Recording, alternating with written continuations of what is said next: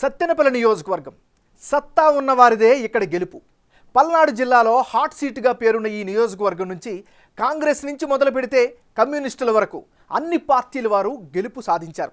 అందుకే పార్టీల పరంగా కాకుండా సత్తా ఉన్న అభ్యర్థినే ఇక్కడ ప్రజలు ఆదరిస్తారు, అధికార పీఠం ఎక్కిస్తారు.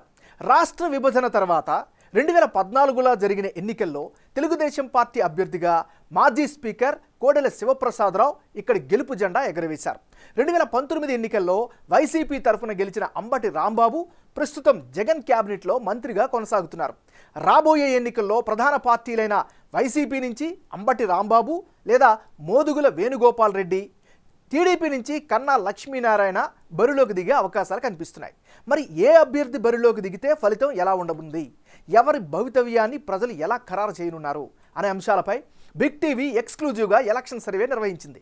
ఈ రిపోర్టును పరిశీలించే ముందు 2019 ఎన్నికల ఫలితాలను ఒకసారి పరిశీలిద్దాం. 2019 ఎన్నికల్లో ఈ నియోజకవర్గంలో వైసీపీకి 52% ఓటు షేర్ దక్కింది. అదే సమయంలో తెలుగుదేశం పార్టీకి కేవలం 42% ఓట్లు మాత్రమే పోలయ్యాయి. ఇతరులకు 1%, జనసేనకు 5% ఓట్లు దక్కాయి. అంటే 2019లో జరిగిన ఎన్నికల్లో సత్తెనపల్లిలో వైసీపీ అభ్యర్థి అంబటి రాంబాబు 52% ఓట్లతో గెలిచారు. ప్రత్యర్థి అయిన తెలుగుదేశం పార్టీ అభ్యర్థి దివంగత కోడెల శివప్రసాద్పై ఆయన 10% ఓట్ల తేడాతో గెలిచారు. ఈ ఎన్నికల్లో కోడెలకు 42% ఓట్లు పోలయ్యాయి. ఈ ఎన్నికల్లో అంబటి గెలుపుకు వైసీపీ వేవ్ బాగా కలిసి వచ్చింది అనే చెప్పాలి. జనసేన ఒంటరిగా పోటీ చేయడంతో టీడీపీ ఓట్లు బాగానే చీలాయి. దీనికి తోడు కోడెల కుమారుడిపై వచ్చిన అవినీతి ఆరోపణలు కూడా ఆయన ఓటమికి కారణమయ్యాయి. జనసేన తరపున పోటీ చేసిన ఎర్రం వెంకటేశ్వర రెడ్డికి 5% ఓట్లు పోలయ్యాయి. అయితే ఈసారి రాజకీయ పరిస్థితులు మారాయి. టీడీపీ అభ్యర్థి కూడా మారారు. నియోజకవర్గంలో బలంగా ఉన్న కన్నా లక్ష్మీనారాయణ టీడీపీ నుంచి బరిలో దిగుతున్నారు. మరోవైపు వైసీపీ నుంచి మంత్రి అంబటి రాంబాబు లేదా మోదుగుల వేణుగోపాల్ రెడ్డి టికెట్ రేసులో ఉన్నారు. ఫైర్ బ్రాండ్ అంబటి రాంబాబుని ఢీకొట్టడం కన్నా వల్ల అవుతుందా? టీడీపీలోని గ్రూపులు కన్నా లక్ష్మీనారాయణకు సహకరిస్తాయా? సత్తెనపల్లిలో ఈసారి కనిపించబోయే సీన్ ఏంటి అనే దానిపై బిగ్ టీవీ ఎక్స్క్లూజివ్గా ఎలక్షన్ సర్వే చేసింది. ఆ వివరాలను ఇప్పుడు చూద్దాం. ముందుగా వైసీపీ అభ్యర్థి అంబటి రాంబాబుకి సంబంధించినటువంటి వివరాలను పరిశీలిద్దాం. అంబటి రాంబాబుకు అనుకూలమైనటువంటి అంశాలేమిటి? సమర్థవంతంగా సంక్షేమ పథకాలను అమలు చేశారు. ఇది ఖచ్చితంగా ఆయనకి ప్రధానమైనటువంటి ప్లస్ పాయింట్గా చెప్పుకోవచ్చు. మరి అంబటి రాంబాబుకు ఉండే మైనస్ పాయింట్స్ ఏంటి?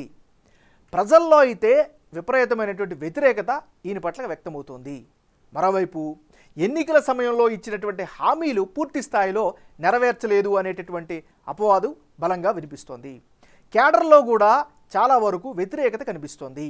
ముఖ్యంగా తమకు ప్రాధాన్యత ఇవ్వడం లేదు అన్న భావనలో ముఖ్య నేతలు, స్థానికంగా ఉన్నటువంటి నాయకులు మధ్యలో వినిపిస్తోంది.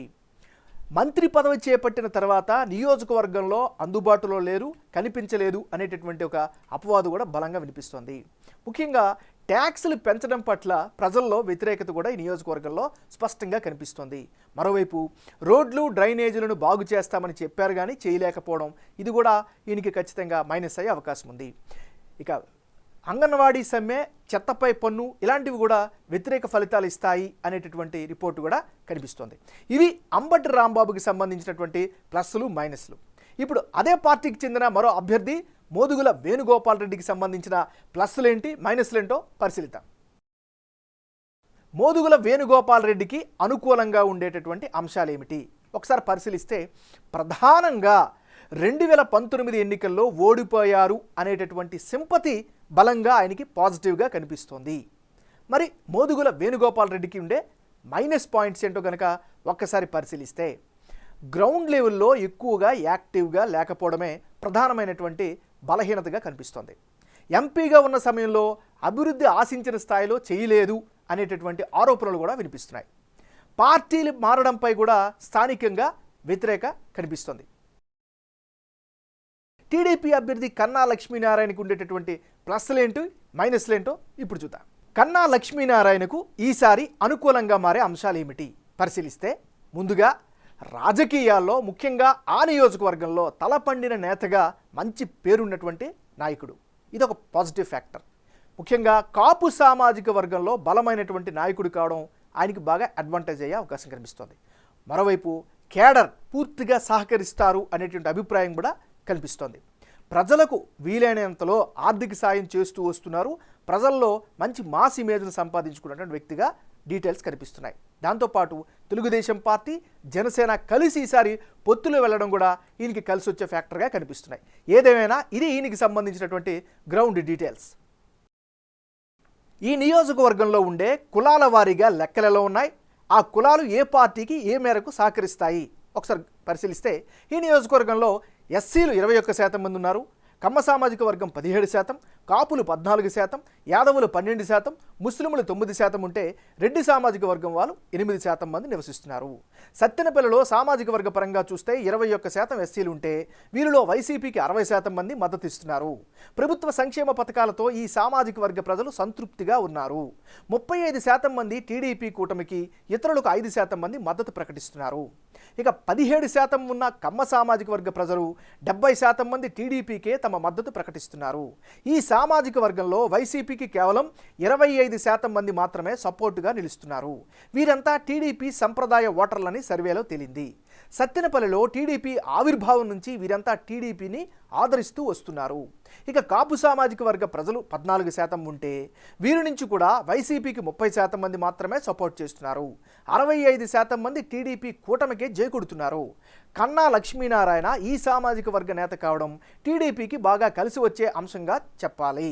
ఇక అంబటి రాంబాబు ఈ సామాజిక వర్గ నేతే అయినా ప్రస్తుత పాలన తీరుపై చాలామంది వ్యతిరేకత చూపిస్తున్నట్లు సర్వేలో తేలింది. అయితే కాపు నేస్తం లబ్ధిదారులు మాత్రం వైసీపీకి సపోర్ట్ చేస్తామని అంటున్నారు. మరి సత్తెనపల్లి నియోజకవర్గంలో యాదవ సామాజిక వర్గం కూడా 12% మంది ఉన్నారు. వీరిలో వైసీపీకి 40% మద్దతు ఇస్తుంటే టీడీపీ కూటమికి 55% మద్దతు పలుకుతున్నారు. ఇతరులకు 5% మద్దతు ఇస్తున్నారు. ఈ సామాజిక వర్గంలో కూడా చాలామంది టీడీపీ సంప్రదాయ ఓటర్లు ఉన్నారు. 9% మంది ఉన్న ముస్లింలలో వైసీపీకి, టీడీపీకి సమానంగా చెరో 45% మద్దతు ప్రకటిస్తుంటే మిగిలిన 10% మంది మాత్రం ఇతర పార్టీలకు అండగా నిలుస్తున్నారు. 8% ఉన్న రెడ్డి సామాజిక వర్గంలో కూడా వైసీపీకి, టీడీపీ కూటమికి సమానంగా 40% మద్దతు పలుకుతున్నారు. అయితే అంబటిపై ఉన్న వ్యతిరేకతతో టీడీపీకి మద్దతు ఇస్తున్నట్లు బిగ్ టీవీ సర్వేలో తేలింది. ఇక రానున్న ఎన్నికల్లో సత్తెనపల్లి నియోజకవర్గంలో ఎవరెవరు బరిలో ఉంటే ఫలితాలు ఏ విధంగా వచ్చే అవకాశం ఉందో పరిశీలిద్దాం. ముందుగా అంబటి రాంబాబు వర్సెస్ కన్నా లక్ష్మీనారాయణ, వీళ్ళిద్దరి మధ్య గనక ఈసారి పోటీ జరిగితే వైసీపీకి 39%, తెలుగుదేశం పార్టీకి 51%, ఇతరులకు 10% ఓట్లు పోలయ్యే ఛాన్సెస్ కనిపిస్తున్నాయి. అంటే ఇప్పటికిప్పుడు సత్తెనపల్లిలో ఎన్నికలు జరిగితే టీడీపీ అభ్యర్థి కన్నా లక్ష్మీనారాయణకు గెలిచే అవకాశాలు 51% కనిపిస్తున్నాయి. అదే సమయంలో అంబటి రాంబాబు గెలుపు అవకాశాలు 39% మాత్రమే ఉన్నాయి. కన్నా రాజకీయ చరిష్మా ఆయనకు అనుకూలంగా ఉండగా పాలనపై ప్రజల్లో ఉన్న వ్యతిరేకత కారణంగా అంబటికి ఎదురుగాలి తప్పదని తెలుస్తోంది. నియోజకవర్గంలో ఆశించిన అభివృద్ధి జరగకపోవడం, ఉద్యోగాల కల్పన జరగకపోవడంతో ఈ పరిస్థితి ఏర్పడిందని బిగ్ టీవీ ఎలక్షన్ సర్వేలో తేలింది. అదే సమయంలో అన్ని సామాజిక వర్గాల్లో టీడీపీకి అనుకూలత ఉండడం, జనసేనతో ఉన్న పొత్తు కారణంగా టీడీపీకి బాగా లబ్ధి చేకూరే అవకాశాలు కనిపిస్తున్నాయి. ఇక మరో సినేరియాలో అంబటికి బదులు మోదుగుల వేణుగోపాల్ రెడ్డి పోటీ చేస్తే ఫలితాలు ఎలా ఉంటాయో ఇప్పుడు పరిశీలిద్దాం. మోదుగుల వేణుగోపాల్ రెడ్డి వర్సెస్ కన్నా లక్ష్మీనారాయణ, వీళ్ళిద్దరి మధ్య గనక పోరు జరిగితే ఆ పక్షంలో వైసీపీకి 44%, తెలుగుదేశం పార్టీకి 49%, ఇతరులకు 7% ఓట్లు దక్కే ఛాన్సెస్ ఉన్నాయి. సత్తెనపల్లిలో మోదుగుల, కన్నా తలపడిన టీడీపీ గెలిచే అవకాశాలు 49% ఉన్నట్లు బిగ్ టీవీ సర్వే చెబుతోంది. మోదుగులకు కేవలం 44% మాత్రమే గెలిచే అవకాశం ఉంటే ఇతరులకు 7% మాత్రమే ఉంది. అయితే అంబటికి బదులు మోదుగుల పోటీ చేస్తే వైసీపీకి గెలిచే అవకాశాలు కాస్త పెరిగినా కన్నాను ఢీకొట్టే అవకాశాలు లేవని బిగ్ టీవీ సర్వేలో తేలింది.